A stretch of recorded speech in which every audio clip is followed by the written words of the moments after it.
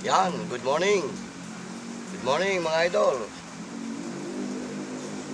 Medyo masama ang ating panahon. Tila yata may bagyo.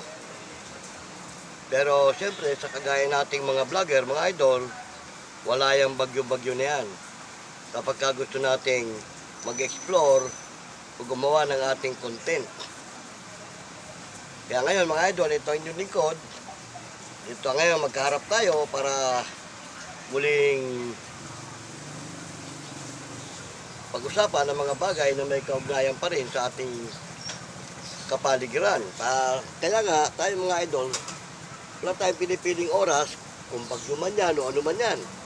At the same time, siyempre, ibibigay balita rin natin yung mga nangyayari sa ating mga kapaligiran.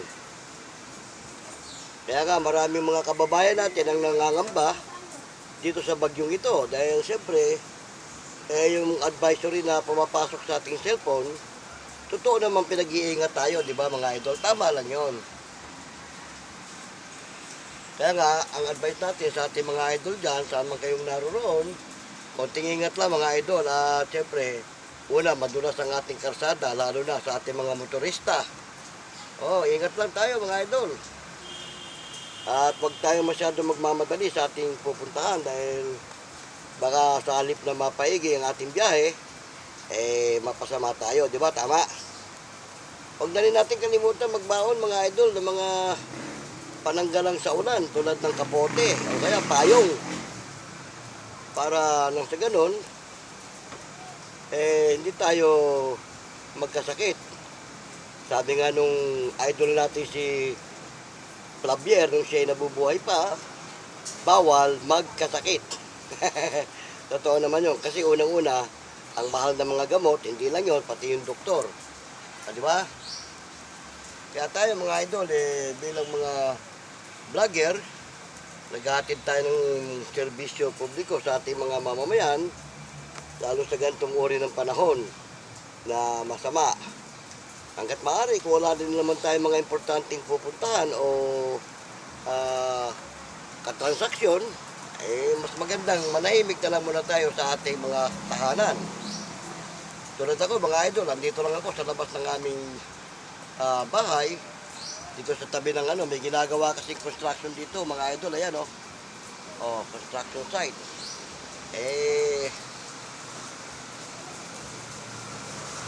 Dito lang muna tayo magbablog.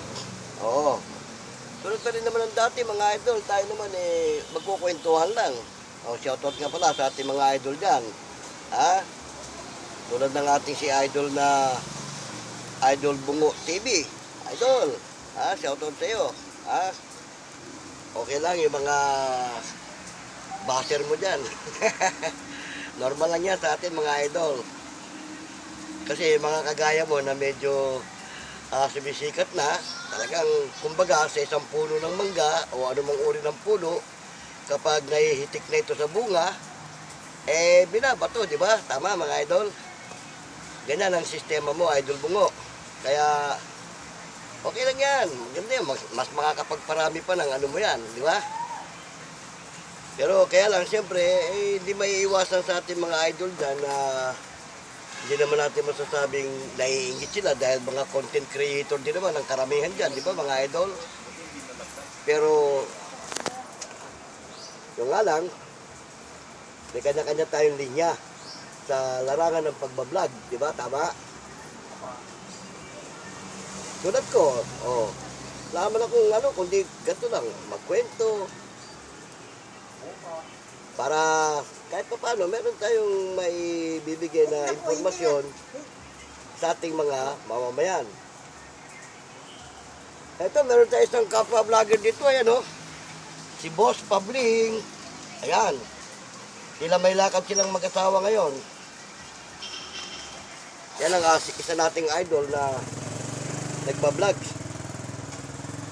Pero siyempre tayo naman kahit hindi pa tayo naka-monetize, wala pa tayong kinikita sa larangan ng social media, okay lang. Tulad ko mga idol. Okay lang sa akin kahit na hindi ako ma-monetize. Dahil kasi, naniniwala ba kayo na kapag hilig mo ang isang bagay, Okay lang sa iyo na ganyan-ganyan lang, di ba? Tama. Bagamat wala tayong masyadong viewer, wala tayong mga follower, ayos lang. Ganun lang talaga yan. Kanya-kanyang ano lang yan, ang mga viewer natin, di ba? Although may mga viewer din tayo, kahit mangilan-ngilan, syempre, hindi pa naman tayo professional na vlogger eh. Kumbaga, isa lang tayong pipitsuging vlogger dito sa social media, di ba? Tama? Pero kahit pa paano, makapaghahatid tayo ng impormasyon sa ating mga mamamayan. Tulad ngayon, no, masama ang panahon. Pinag-iingat natin ang ating mga idol dyan, ang ating mga mamamayan, na kung sakaling wala naman kayong importanteng lakad, ay mas mabuting manahimik na lang sa bahay, di ba? Tama. Total, araw naman ngayon ng linggo. Magsimba na, pagkatapos magsimba, okay na, uwi na.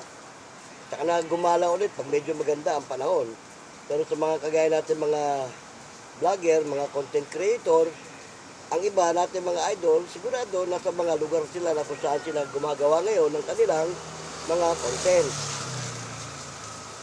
Lalo na yung mga idol natin na nasa larangan ng ghost exploration. Mga ghost hunter natin. Tulad ng idol natin si Ed Caluwag. Siguro naman kahit medyo masama ang panahon, pag meron siya talagang paksa na gusto niyang gawin, may content siyang gustong gawin, pupuntahan niya yan sa abot ng kanyang makakaya. Ganun naman tayo mga vlogger, mga idol, di ba?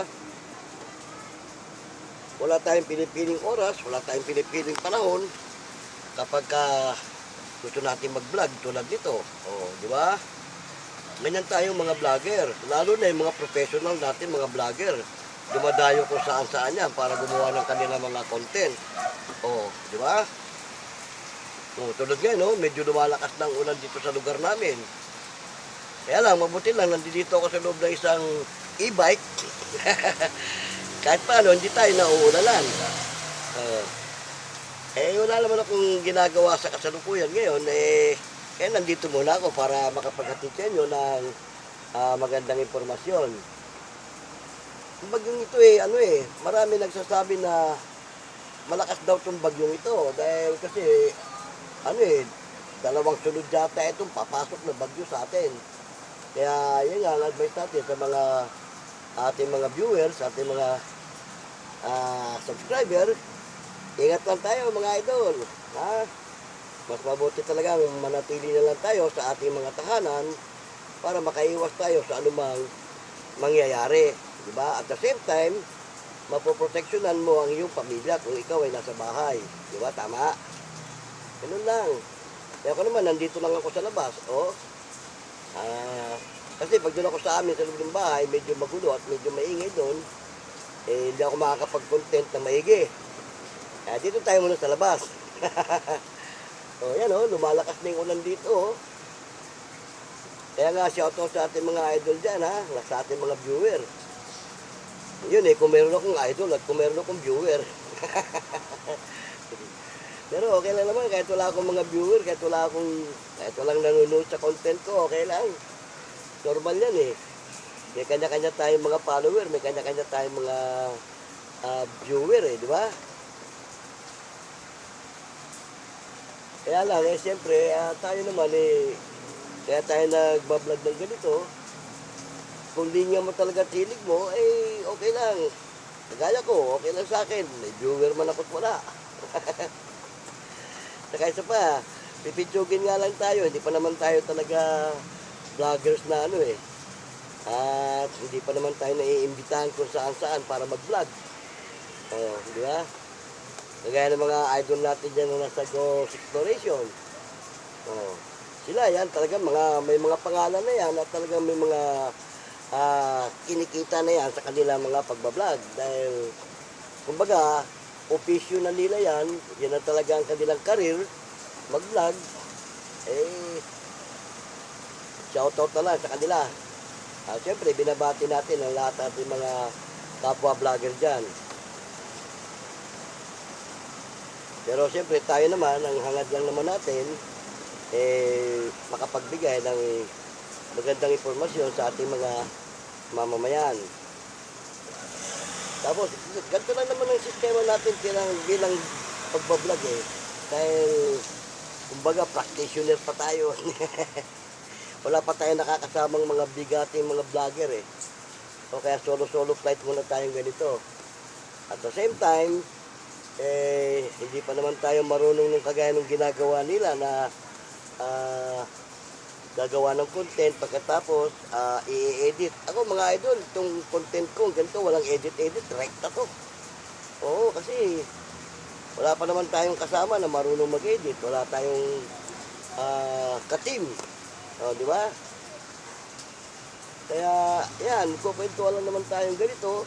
Lalo ganito pag ganito masama ang panahon, bibigay tayo ng babala sa ating mga idol dyan na hanggat maaari, kung wala rin lang importanteng pakay sa labas, wag na lumabas.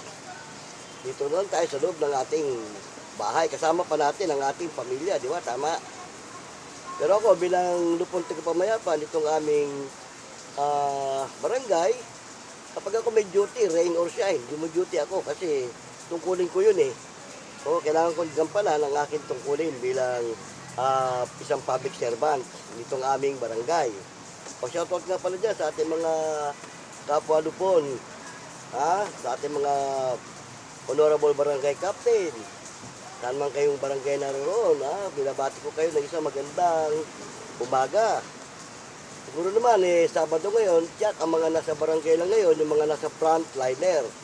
Tulad ng mga bantay bayan, yung mga nasa disaster brigade. Yan, importante yan. Kasi pagka ganito masama ang panahon, dyan talaga ang serbisyo nila. Oo, kasi para sa mga kabarangay na nangangailangan ng tulong, lalo sa mga lugar na binabaha, o di ba? Sa mga lugar na nasasalanta, kailangan nila talaga ang tulong ng ating barangay, kung saan man silang barangay naroroon. Oo, maraming tayo nakikita sa social media na binabaha na ang mga lugar. Meron pa kang parting gumuguho yata yung lugar nila, landslide, lalo yung malapit sa mga bundok. Konting ingat kayo dyan mga idol. At saka yung mga malapit sa dagat dahil nga sabi doon sa advisory, tumataas ang tubig sa dagat. Kaya binibigyan ng babala yung mga malapit sa dagat, yung mga malapit sa ilog.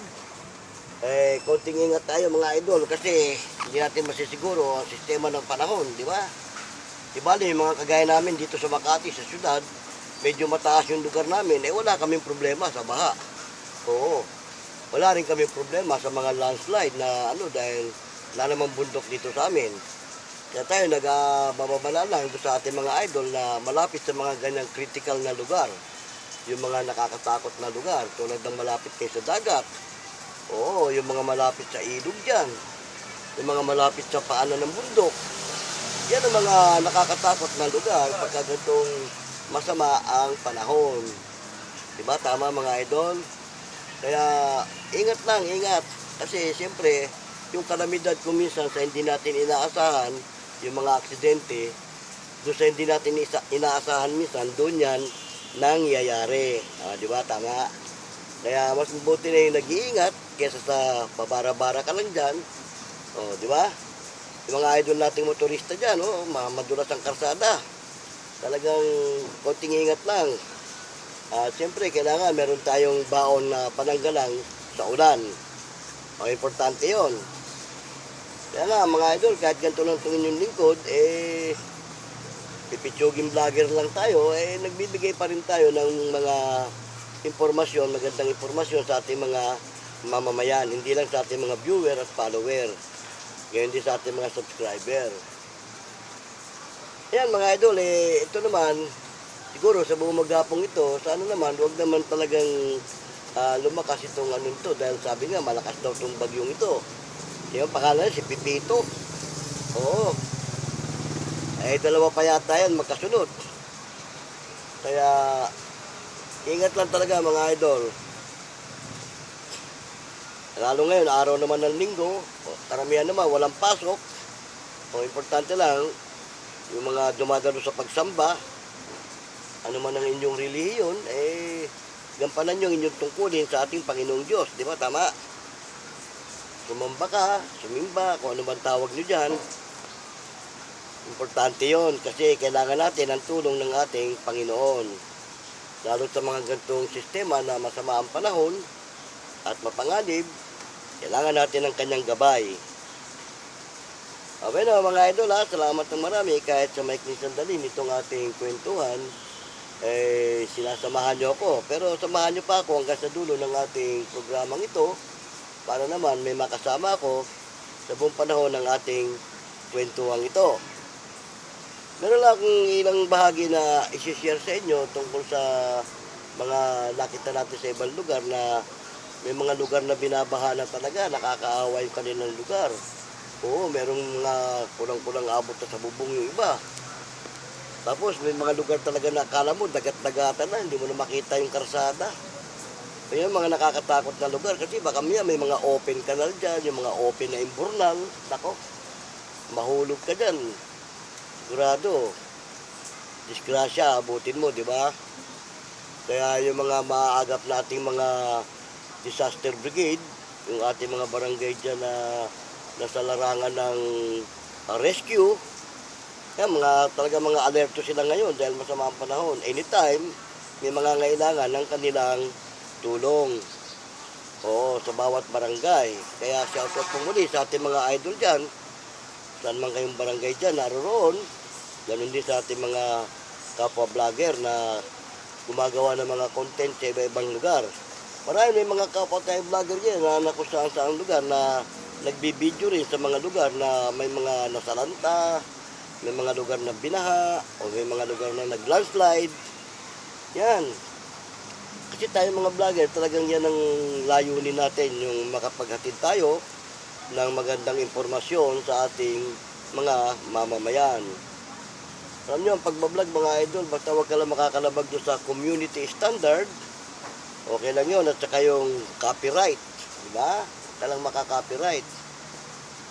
Kasi tayo naman, pinahintulutan tayo ng social media na gumamit sa pamamagitan ng ganitong pagbablog, paggawa ng content sa ikabubuti ng makakarami at makakatulong sa ating mga mamamayan. Tulad nga ngayon, no? Talagang sana naman maniwari, kumupa na ang ano nito. Dahil bukas, may pasok na naman, pero hindi natin masasabi kung itong magtutuloy-tuloy ang sama ng panahon kung may pasok. Pero i-declare naman yan pag talagang ano. Kaya nga mga idol, tayo naman nagkukwentuhan lang tulad din ng dati bilang isang vlogger na sa larangan ng social media, wala naman tayo ibang content kundi ganito, magkwentuhan lang. Kaya nga siguro yung iba nabuboring sa sistema ng pagbablog ko dahil wala naman akong vlog na ano, puro kwento. Oh. Yan mga idol, mayroong truck ng basura na humahakot.